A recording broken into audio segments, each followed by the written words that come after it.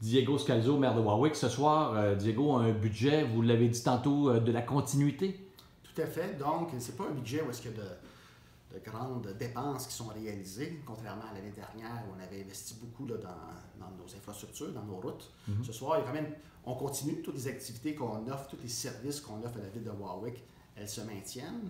Il y a quelques faits saillants, là, entre autres les travaux publics. On va terminer le rang 2, on va faire des travaux aussi sur le rang des érables.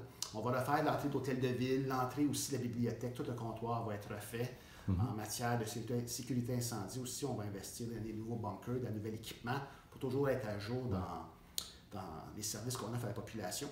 Puis ce soir aussi, un fait marquant, c'est le taux distinct agricole qu'on va fixer à 73 sous. Et les citoyens, le taux résidentiel, il va être à 77 sous. Donc ça aussi, on rend plus juste la taxation pour le monde agricole. L'année dernière, il avait subi une hausse importante. C'est l'évaluation des terres. Là, on parle des terres agricoles et non pas des maisons des producteurs agricoles. C'est leur terre. Parce qu'une maison d'un producteur agricole a le même taux résidentiel qu'une.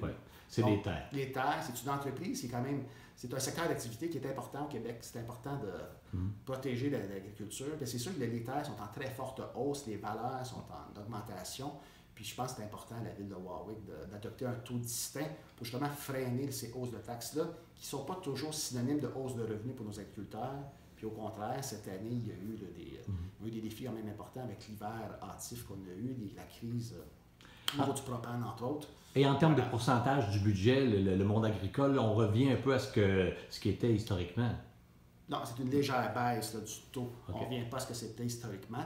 Il va y avoir un écart de 6 là, entre le taux résidentiel environ et le taux agricole. OK, parfait. Maintenant, au niveau des immobilisations à venir dans les prochaines années.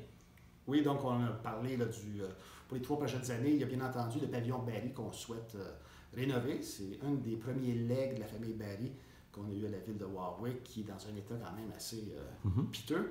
On a beau mettre de la peinture à tous les ans pour enlever les graffitis, mais ça ne le remet pas neuf. Puis bien entendu, il y a ce grand projet d'usine de traitement d'eau pour améliorer la qualité de l'eau de la ville de Warwick, qui est toujours très bonne. C'est pour enlever la dureté. C'est très long, il y a beaucoup d'études. On a une caisse remplie d'études, mais c'est un projet quand même majeur, puis on veut bien le faire pour ne pas rater notre coup. Merci beaucoup. Merci.